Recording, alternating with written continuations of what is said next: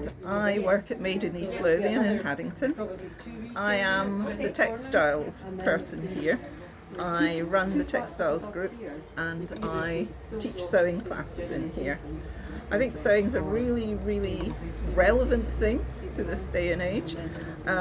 It's not been taught so much, but it has. People need to learn how to do more with what they have with closed resources.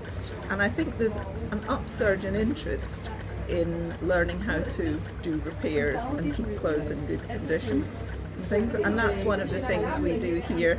We run classes in repair and mending and anything to do with textiles, with a particular interest in upcycling existing textiles, refashioning clothes, making things out of other things like tote bags and stuff out of old pillowcases, so that the impact on the environment of making new stuff is reduced. You reuse what you have.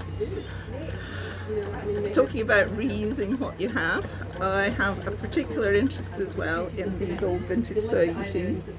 I've had a black Singer of this ilk or similar since I was 11, which was quite a long time ago, 50 years or so. I've had a black sewing machine, and I think they're highly underrated. You can go to a junk shop in the local area and buy one of these for 20 or 30 pounds.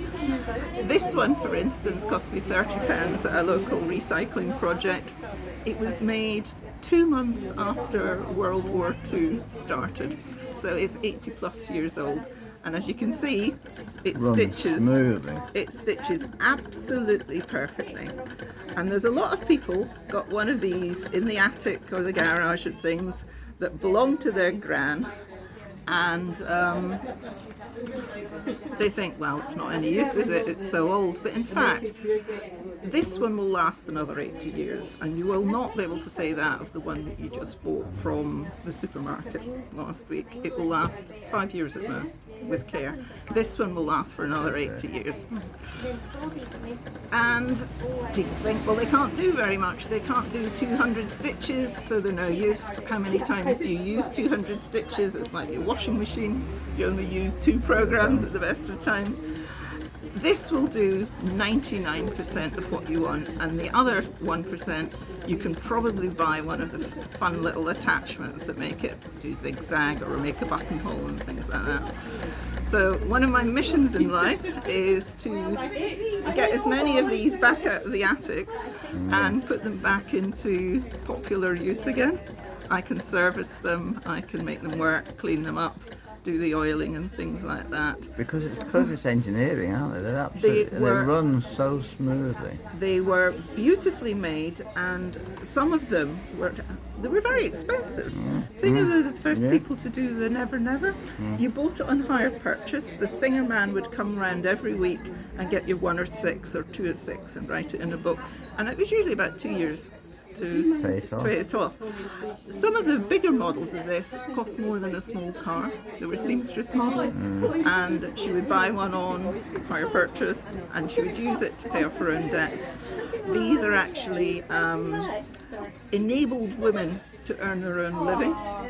There's a story about the Singer factory when it was being built that one of the roofers fell off the roof and was killed, and there was no health insurance or pensions in those days, but the Singer factory gave his widow a sewing machine in kind of an apology compensation, and that was regarded as a very magnanimous gesture because it meant she could earn a living and she and the children wouldn't starve, which was very nice of them. Story. Yeah. So I'm very fond of these machines, and I think if you've got one, you should be getting it home and getting it cleaned up and not buying a plastic machine that you won't be able to use in 5 years' time. So if anybody would love to bring their old sewing machine to you for you to That's right, yes, I can certainly advise. I can't do electrics because I'm not a qualified electrician.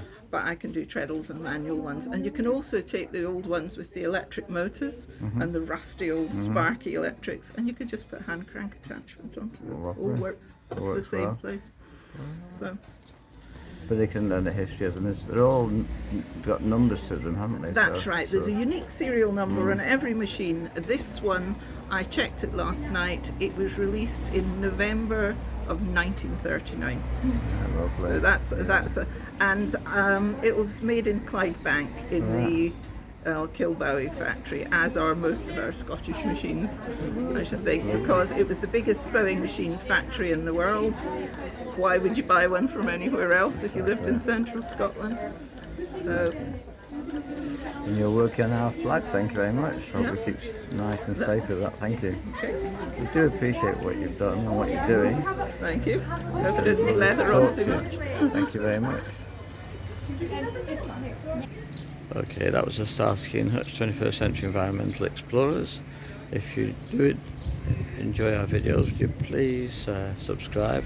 I've changed the title to Starsky&Hutch 21st Century Environmental Explorers.